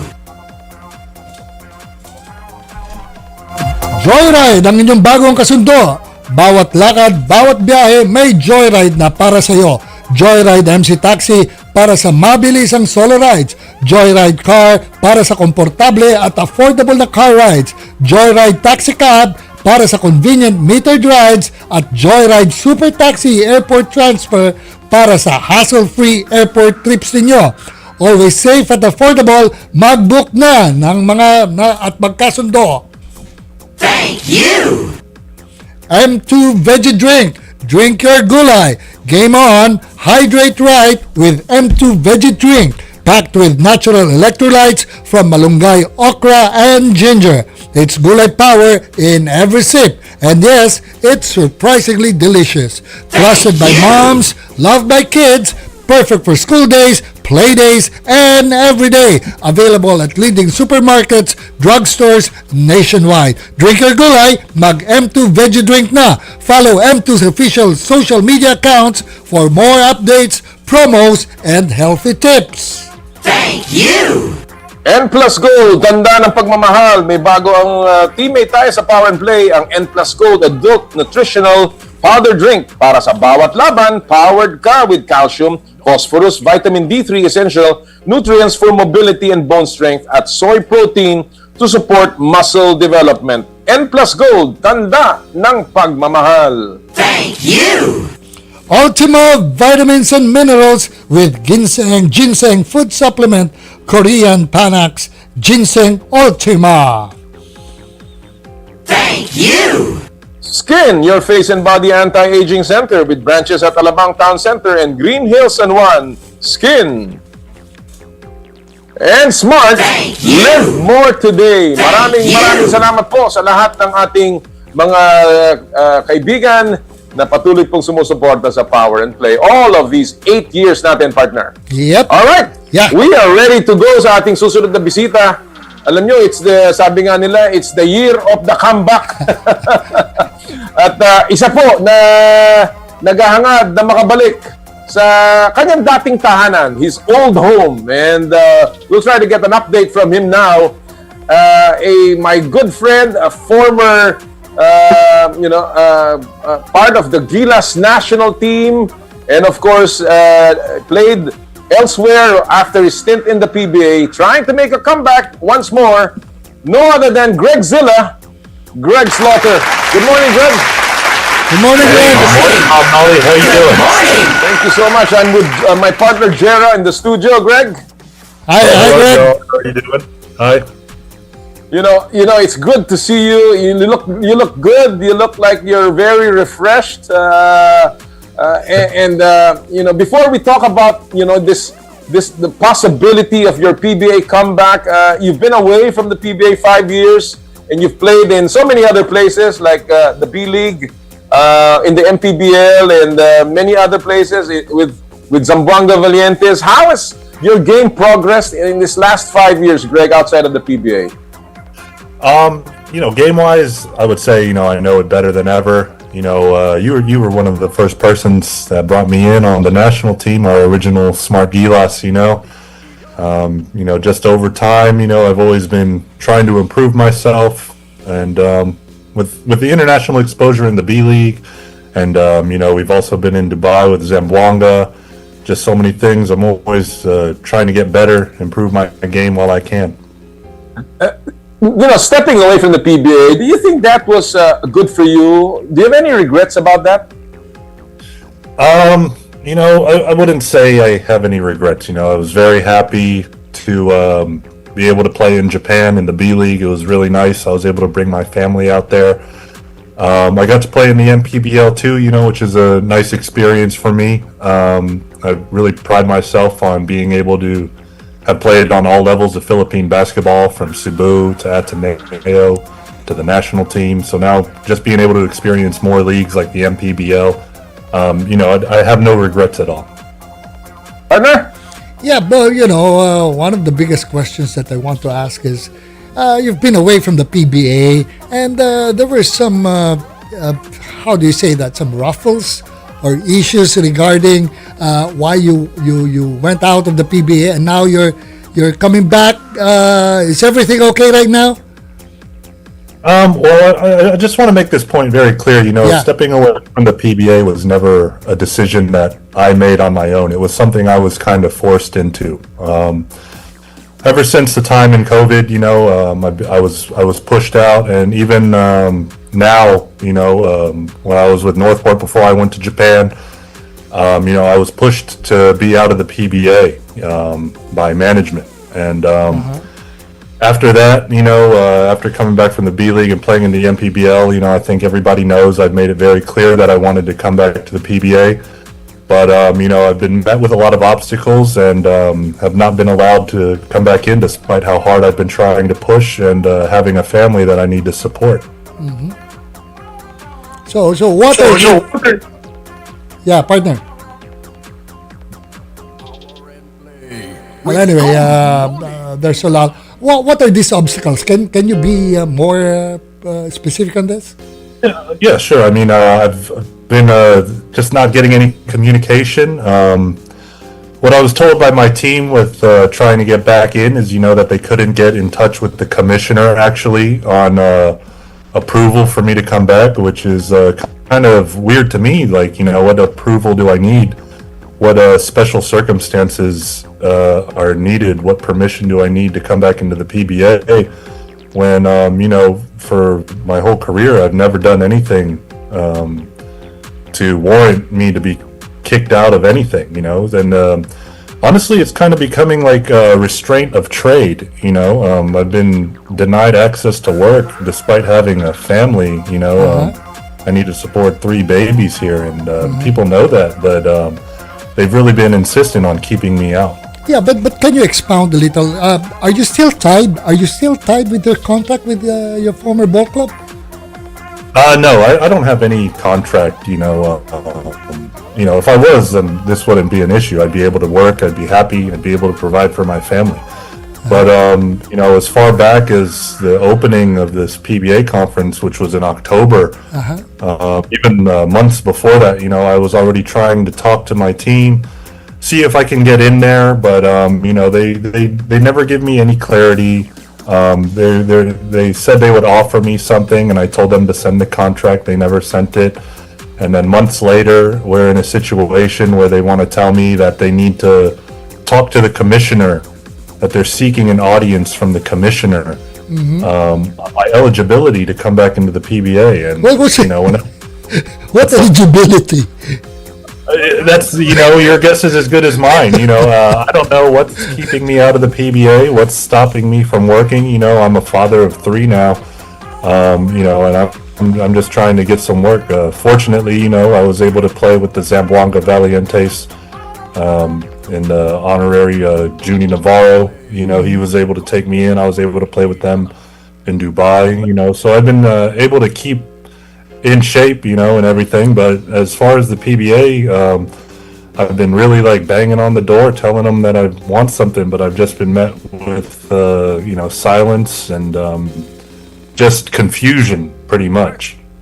Greg, I read somewhere that the commissioner, Willie Marshall, has said that they don't need to approve your return to the PBA. So when you talk about this situation, are you already talking about Titan Ultra, which bought the team from Northport, the franchise? What is the process that has to be done? Because Commissioner Willie Marshall has said that there is no approval needed from the board. So what's holding it up? I don't know. I can't tell you. I've talked to my team. They've told me they were waiting on the commissioner, and like you said, I've heard from the commissioner that there's nothing holding up. So now it's just kind of, we're playing hot potato now on who can tell me why I can't come in. No, but in terms of Titan Ultra, are they willing to get you back in? Have they talked to you? Have they said that you have a spot on the team? It's just a matter of approval by the PBA? Yeah, this is all online, publicly stated. They've obviously, they want, who wouldn't want a 7-footer in the PBA, especially in a conference now with the big ones, big imports in there. And, it's all public that they've stated they want me to come in. They're waiting for me to come in. And, I've met with them actually in person at the practice venue before the conference started. Expressed interest on wanting to play, and they just told me that they needed to get things cleared up with the commissioner first, and this is about 2 months ago. So I've just been waiting from that point and haven't heard anything, and actually it hasn't even just been a couple months, it's actually been maybe like a year now that I've been trying to get this in, and just no process, always excuses from anyone I talk to, and I don't know what to do, because I got 3 kids and I can't just wait around forever while they tell me that we're going to get this job done and nothing materializes. Well, in fairness to the PBA, of course, it's nobody's right to be there. It's obviously a privilege to be playing in the PBA, and teams you'll have to come to terms with teams. But if the statement of the PBA is that they don't need any board approval, then obviously it's just a matter of you and your team getting together and finalizing the contract. But as you said, you don't know what's holding it up, so it'll be interesting to know from the team that has your rights, Titan Ultra right now, what's going on. But Greg, what have you missed most about the PBA? There's just so many things with the PBA. It's the Premier League here in the Philippines, and after all my experience playing everywhere, it's really just unmatched. Nothing like playing at home in front of your fellow countrymen, in front of your fans. The Filipinos really do have such a unique love for basketball, and being able to play and make them proud, it's just a different feeling, And right now, it's having kids, my whole career, I was always kind of playing for myself, trying to get better, trying to improve my career. But now having kids, it's just a whole different mindset, and just being able to play for my kids, for them to see, I'm even playing in a little league, Pinoy Liga now for alumni, and it just really makes me proud that my kids are able to see their dad play. Since I am kind of getting up there in age, I don't know how many more years I have left. It's just something that I want to leave with my kids, that hopefully they have some memories being able to watch their dad play. Right. I'm sure many of your fans as well would like to see you. And partner, alam naman natin, it's a big import conference right now in this Commissioner's Cup. So clearly, si Greg will have a role in any team dahil they're playing against big imports. Partner, as a former PBA commissioner, you just mentioned a while ago that Titan Ultra has the right for Greg Slaughter to play in their team. what if there are other teams interested to get him? Other than, is there a process that must pass through, or just drop it like a hot potato head and he'll be transferring to another ball club? Well, right now, because Greg has no contract, he's a free agent. So, exactly. But his rights remain with the team that has him. That's the quirk in the rules of the PBA. Even if you have no contract, the rights that you have, because Greg is not covered by free agency. The PBA now is free agency with those that are covered by it. That started, I think, sometime in 2014. So, since he's not covered, the year after I was drafted, that free agency rule comes into effect. And That's right. I've really been I'll just tell you this, I'm actually a restricted free agent. I've got clarity from the PBA. Right. Like, I actually went there to find out my status, and the status is, being a restricted free agent, you're allowed to receive offers from any team in the PBA. Right. But being under Titan, they would have the right to match the offer. That's right. That's right. And I've being here, I've lived here for how many years now? I've made how many connections, and I've talking to other PBA teams, but they're all very hesitant. They can't make an offer, and they all tell me it's because they're all waiting for the PBA board to make an approval that I can play in the PBA again. Well, that is really strange. Of course, Commissioner Marshall has said otherwise. So. Again, this needs a little clarity, and we certainly hope that the PBA can clarify your situation, because it's certainly an injustice if that is if you're being prevented from playing without any real rule, or even the commissioner saying that you don't need any board approval. So that is and it just isn't just in the PBA. This is also with the national team. The last SEA Games, I made myself readily available, and talking with Coach Norman, we go way back. We've won championships. I texted him immediately, asking him, I would love to play on the team. I'm ready.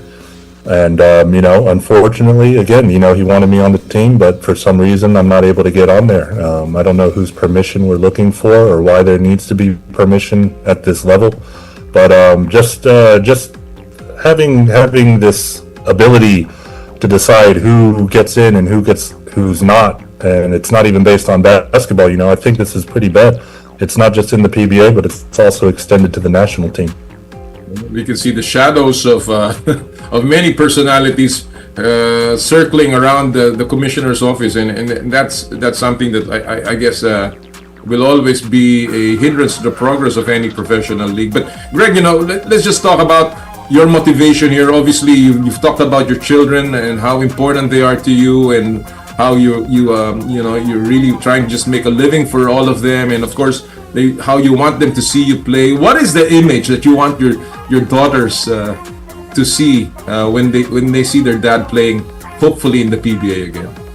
I just hope that they understand their dad always just tried to do the right thing, and I hope that they can realize, that even though, the temptations to sacrifice doing the right thing can lead to maybe more monetary rewards or earthly rewards, that, it's always best to try and just do the right thing for the big picture. You don't want to sacrifice your integrity. You don't want to, lose yourself trying to chase something that's just material possessions. Do you see the day when you will retire? Is that already something that you can see? I'm 38 years old, and, I feel really good. Are I'm you healthy. 38? My goodness. When I picked you up, you were 22. Yeah, I know. So it's like I'm getting up there. I feel healthy, I feel really good, but as we all know, you never know. It's unpredictable what can bring the end of a career. But at the current moment, I would say I'm ready to go. I'm not in condition like a lot of players who are practicing every day, but that's something that I can get to really quick. I've been keeping myself in shape. I'm still sharp, and I understand how to play the game better than ever now. Yeah. Well, partner, I hope we get some clarity on the situation of Greg, because obviously he deserves a place in the PBA. Actually, after hearing out Greg here, I myself is baffled. I am baffled It's just a matter of giving away the right or taking him in, and that's it. Yeah. Nakakapagtaka. It's really saddening as well that a talent like Greg is not being allowed to play, even if there are teams who are actually interested. And we hope that we can get the position of the PBA here. But again, we wish you all the best, Greg, and we look forward to seeing the big man back in the middle here in the PBA. Hey, thanks, Tom. If it doesn't work out, I can't wait forever. I got a lot of future projects in mind, and I'll be coming out with some interesting stuff in the near future. So I know you're a smart guy. Ito po mga kaibigan, this guy, when I knew him, he's a smart guy. I know that there was a joke. You're a rocket scientist, Greg. Even when you came to Gilas, and because of your dad and your family, just a great background. But certainly, basketball still awaits, and hopefully, you can come back. All the best. Thank you so much, Com. Always a pleasure talking to you. Thank you. Okay, good luck. Thank you. Mga kaibigan, Greg Slaughter on the show. Partner, talaga nakakalungkot. No? I mean, I hope that there is some, at least closure in that diba? in the legacy and career of Greg Slaughter. Sayang naman, maski pa paano, may mga contribution din naman si Greg. Kaya nga Greg sila di ba? Talagang tumatak sa utak ng mga PBA fans, basketball fans na Pinoy, si Greg Slaughter. At dati ganun silang dalawa dati ni Julmar di ba? Back in the Cebu days. Sa Cebu. Yes. All the way pa sa Cebu. Yeah. Kaya, let's see. Hopefully, we can get something from the PBA very soon. All right, mga kapatid. At this point, medyo nagkaroon naman ng konting problema, no? Siguro, sa mga susunod na I think we're ready, partner, sa ating susunod na bisita. Yeah. All right. At this point, mga kapatid, we'll bring in something that maybe to end the show, to a celebratory note as we return to the World Cup once more, as the Filipinas make it back to the World Cup, and we will put this team, their head coach and their team captain, in the spotlight. Hello everyone. Alright mga kapatid, at this point, alam natin that the Filipinas came back and squeezed in to the World Cup by a wonderful victory in the play-in against Uzbekistan. And today we're very happy to have with us the head coach of the Philippine women's national team, Mark Torcaso, as well as their team captain, Hali Long. Thanks for joining us, Coach Mark and Hali. Morning, good morning. Morning, great to have me on this call with you guys. Good morning. Absolutely. I can see Hali. Really There nice you go.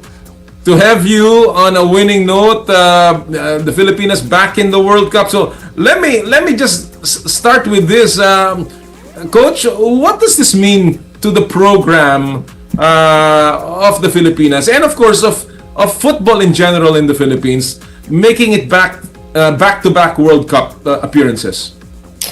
I think it just shows the consistency over the last probably 10 years, and Hali's obviously been part of that. It just shows the consistency of the programs that we've been able to go back to a major tournament in a World Cup, that it's on the rise, and it's due to the foundations that people like Hali and a number of other people that built from the start many years ago. So we're just really glad to be back at the World Cup, and as I said, for us it's just about now becoming a consistent team, representing the country on the national stage in major tournaments regularly. Hali, as a leader of the Filipinas on the pitch, how proud are you of this group for making history again? And of course, what was the defining moment in the qualifying campaign? Obviously, it's a really good feeling to be going back to a World Cup. It's still hard to, I know it's our second time, but it still feels like a unbelievable kind of moment, and really proud of all the hard work the girls have put in. I mean, we put in some lots of games, lots of minutes going into this Asian Cup. And I would say the defining moment, I think when we went against the host Australia in the first game and we had held them just 1-0 was a really big eye-opener of like what we could accomplish in the tournament. And it was a really unique experience. Getting being one of the best third teams, obviously that's not a situation that is ideal, but we're really grateful that we had the opportunity to play in the quarterfinals and the final game against Uzbekistan. It was just meant to be the way everything played out. Partner? Yeah,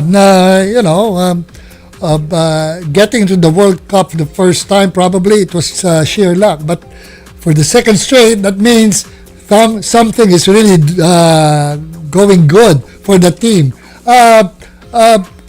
Have you been planning, or what have you been doing now in preparation for the World Cup? Coach?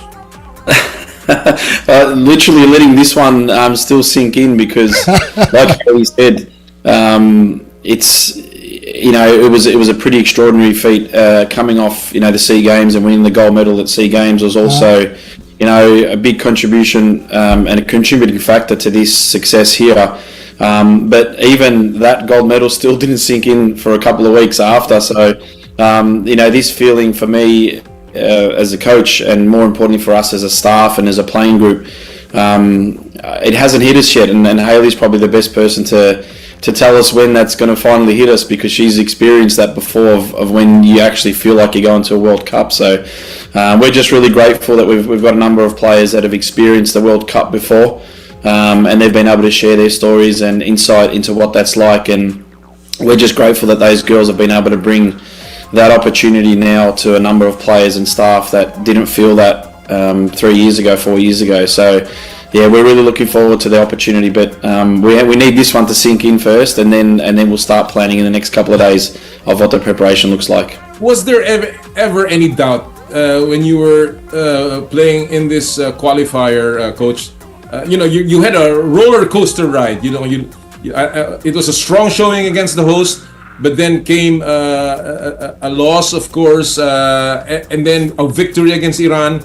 And then another defeat, and you needed some help from our friends from Japan, and so many other things that had to come together. Was there ever any doubt that you could make it back to the World Cup? There wasn't a doubt as such, because we've always believed in the girls. Every single staff member and everyone in the Philippines and all around the world believes in these girls, that they can do this again. There was obviously, the consideration that we've got drawn a very, very tough group with the hosts and with South Korea and even Iran being one of the strongest teams out of the lower pot. So the way to get to this World Cup was probably a little bit harder than what it was the previous World Cup, because there was no North Korea and there was no Australia in the last World Cup, because obviously Australia was hosting as well. So we knew that this was going to be a lot harder. The way it went. And like Hali said, it was just meant to be again, that we found ourselves in the right moments, right situations to get the right outcomes and right results. And then the girls were outstanding in the Uzbekistan game, totally professional, and demanded the best from each other, and they got that. And we're going to another World Cup, and that's it. That's the story, I guess, right now. Yeah. Well, Hali, you are coming from one World Cup to another, and obviously there were lessons learned in your last stint where we scored a victory, a historic one as well. What lessons are you taking from your previous World Cup in Australia and going over now to Brazil in 2027? Oh, it's going to be so good to go to a warm World Cup, because New Zealand, I was so grateful. But just for Lord, the fact that the Philippines qualified for the first Winter World Cup was not my favorite thing in the world. We thrive in heat. I thrive in the warm weather. So that I'm looking forward to. But on a serious note, I think, yes, we had our first goal. We had our first win, but we still had a major loss, and we still didn't make it out of the group. And I think we always told ourselves we weren't just happy to be there, we're there to compete. And I think we did accomplish like something really great the first time around. So I think this next time is there's a little bit more expectation out of us. We made some big shoes for ourselves to fill going into our second World Cup. We have a lot to prove that we can be consistent, like on a Southeast Asian stage, which I think we just did in SEA Games this past December. Still, I don't feel so solid in Southeast Asia. So the fact that we're going to a global, like the world stage again, I think is just another opportunity to show like what Philippine women's football is about. And if I had to personally, if I could share my experience with my teammates or my teammates now who haven't been, and maybe talk with the players who have been, just like, I think I just need to enjoy all the little things that took part. I mean, it was high stress for, I would say it's going to be high stress within this next year. We're a little over a year away. It's going to be taxing, a lot of sacrifices, but I think just enjoying where I'm at in an individual space away from the team. So when I get with the team, I feel at my best. And then when we get to the World Cup, we're all on the same page. And it's obviously the most organized event I've ever been to and took part in. And it was overwhelming in the sense of just like, wow, I was in awe, like could not believe I was there. So I think now it's just believe it, and we deserve to be there. And I need to make sure everyone else isn't just happy to be there and to enjoy every little part of it, because it goes by so fast. Partner? Yeah, but Coach, the composition of the team in the last Southeast Asian Games, do you have any plans of adding more players or changing players for the World Cup come 2027? I think if I'm honest, like part of my role was to come in and constantly expand on the talent pool that we have all around the world and in the Philippines. So I think it'd be naive for me to just say that we're happy with 23, 27, 30 players. We want to be competitive, as Hali said. We want to go to the next World Cup and not just secure a win or just a draw. We want to try and get out of the group and show the world, like I was saying before, the consistency of what Filipino football and women's football is about. So that's going to require us to, really dig deep into making sure that every player is ready, but every player also has an opportunity to represent the flag and the country, and whatever it takes for us to make sure that we get that success at the next World Cup, we will do. So we have to be open to making sure that every player is ready, but also we're also ready to look at every opportunity and option that we have. Okay. But Coach, tactically, how have the ladies grown tactically as a team? Yeah, I think if we look at when I first started, it took us a good year to really understand. We had a few changes in management, we had a few changes in other areas, and it took us a long time to really understand not just the culture of the girls, the culture of the country, but how we wanted to play as a group. And we spent a lot of time on working with the ball and what we wanted to do with the ball in those first 6 months to a year. And then as we led into SEA Games, we started really adjusting to how we wanted to be as a really strong defensive team. And we saw that in the last two tournaments, that we showed how resilient and disciplined our girls can be, but more importantly, how focused they can be then when we have to quickly adjust to then being a team that needs to score. SEA Games, we needed to score a minimum of 4 goals against Malaysia to qualify, and we scored 6. That came off being a really good defensive team against Thailand and Vietnam. And then the same came in this tournament. We had to play Australia and South Korea and really lock down and be disciplined in defence.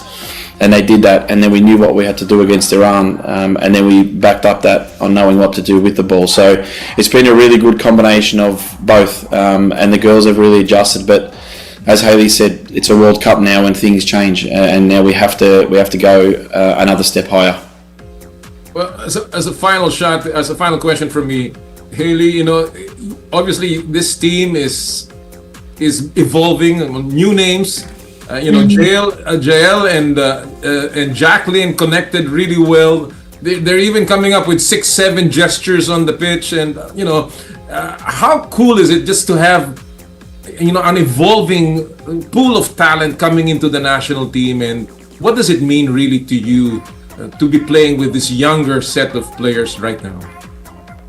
Well, they keep the energy going throughout camp when you have camp months on end.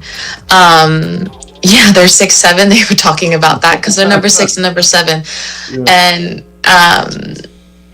Jackie and myself, being the older girls, the younger girls are always just messing with us. So they made a deal, and it was if either of them scored that they would do it. So I think it was just perfect how JL was the one who assisted Jackie. So Jackie had no choice but to throw that out there.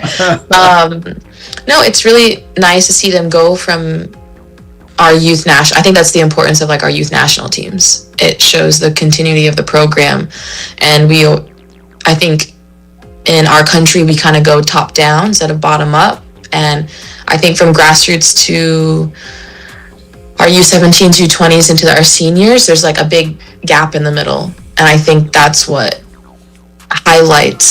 gets highlighted every time our senior team or our youth team is successful, is what can we do underneath that to continue the sport.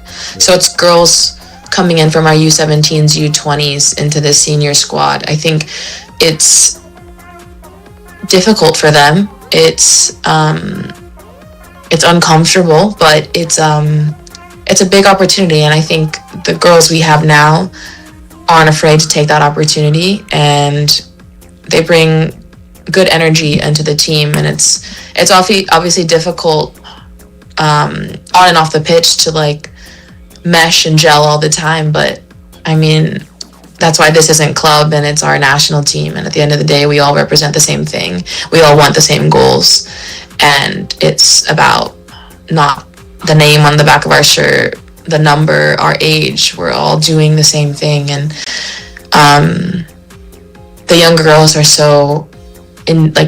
they're so invested, right, emotionally, physically, and they're balancing school and all that, and I had my time to do that.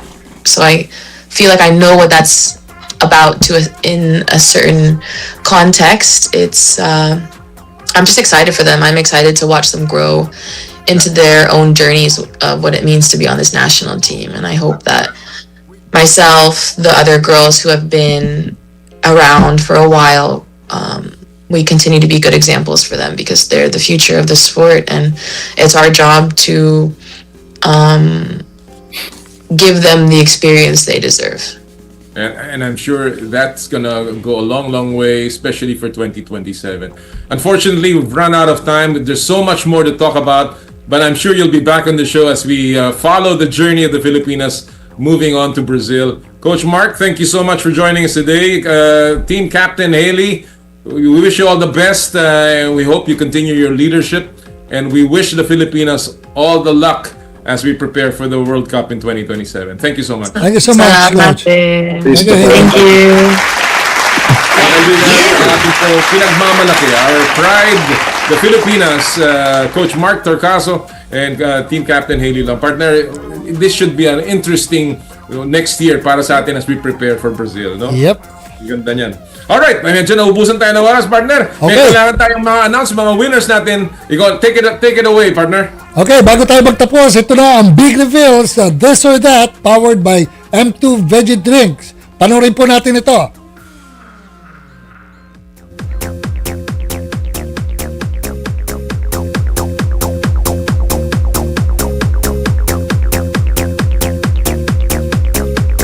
Mukhang may technical.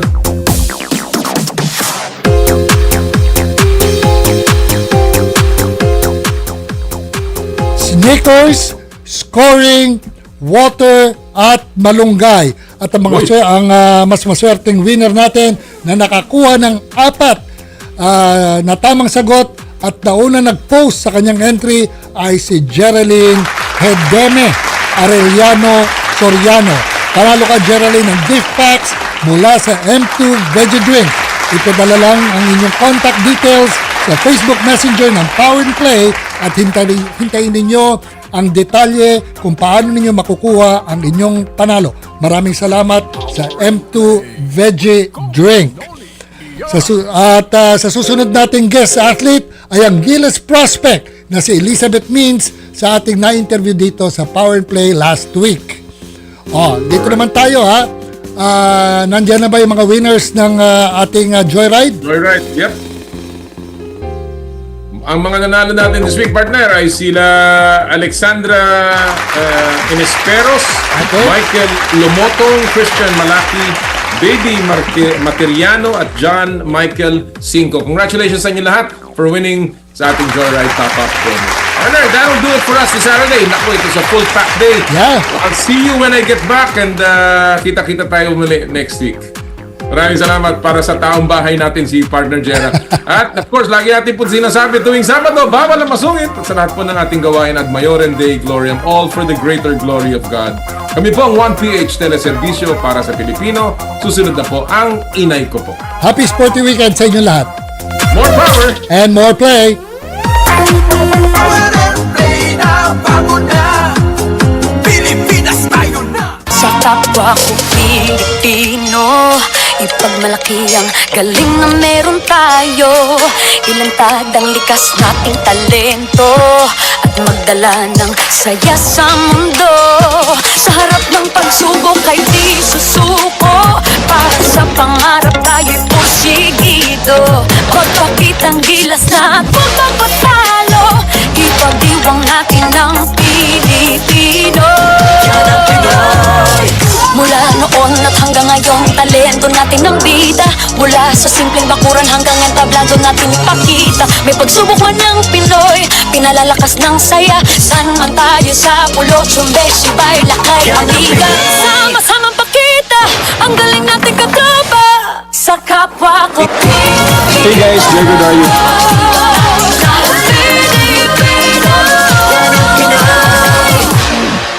Power and Play was brought to you by Cherry Loom, ang yerong may aluminum. Cherry Tigo, love your journey. Photon, empowering the Filipino business. Joyride, ang inyong bagong kasundo. And N Plus Gold, tanda ng pagmamahal. Halina